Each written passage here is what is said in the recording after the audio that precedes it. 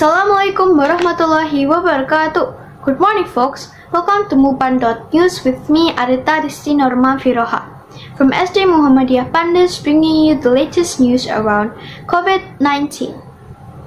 New Zealand will start easing some of the world's toughest pandemic border restrictions this month, but will not fully reopen until October.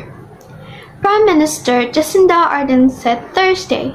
Ardern announced a 5-step plan to reconnect New Zealand with the rest of the world, beginning with waiving hotel quarantine requirements for its nationals stranded overseas by the pandemic. It's time to move again, said Ardern, who has been under pressure recently to relax border policies that have been largely unchanged since the beginning of COVID-19 crisis almost 2 years ago. Families and friends need to reunite, our business needs scale to go, exporters need to travel to make new connection. Ardern said New Zealander in Australia could return home and self-isolate rather than going into quarantine. From February 27, followed 2 weeks later by Kiwis elsewhere in the world. The option would then be progressively made available to other groups such as skilled migrants, international students, Australians, and eventually all vaccinated foreign nationals. It will involve international arrival self-isolating for 10 days instead of undergoing a 10-day hotel quarantine, monitored by New Zealand military personnel. Only 800 rooms are available under the current system, with demand regularly expanding supply tenfold. Many New Zealanders have criticized it as too harsh on international arrival, with business groups saying it was contributing to a label storage and crippling the tourism industry.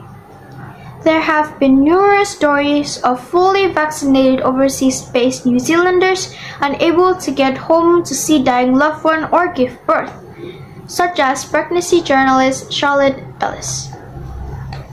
Bellis promoted a rare about-face from official this week when she said her initial failure to secure a quarantine spot left her no choice but to live for her baby in Afghanistan under the Taliban regime.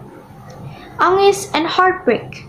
Ardern said the quarantine system, known locally as MIQ, has been the key part of New Zealand's success containing the coronavirus, with only 53 deaths recorded in the population of 5 million.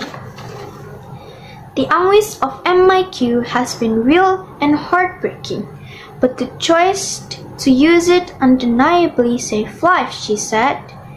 New Zealand initially planned to start easing border control last month and fully reopen in April, but delayed the move as the Omicron variant emerged. Ardern said New Zealand's high vaccinated rate, almost 95% of the population, is double jabbed, with a third also receiving a booster, mean change was now possible. The Prime Minister said 92% of adult Kiwis were expected to have booster when the change began in the end of February.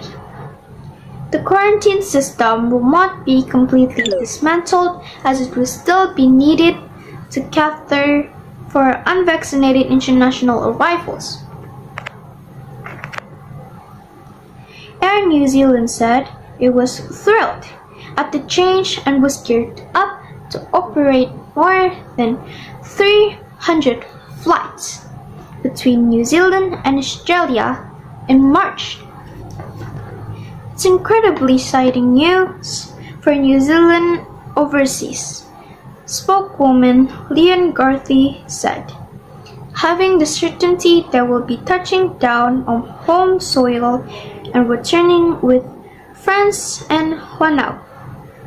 Our family in just over 3 weeks will come as a relief. That's all for the update around COVID-19. Thank you so much for your attention. Stay safe, stay healthy, I am Areta Risty from Mupan.News SD Muhammadiyah Pandes, signing out. See you. Bye. Wassalamualaikum warahmatullahi wabarakatuh.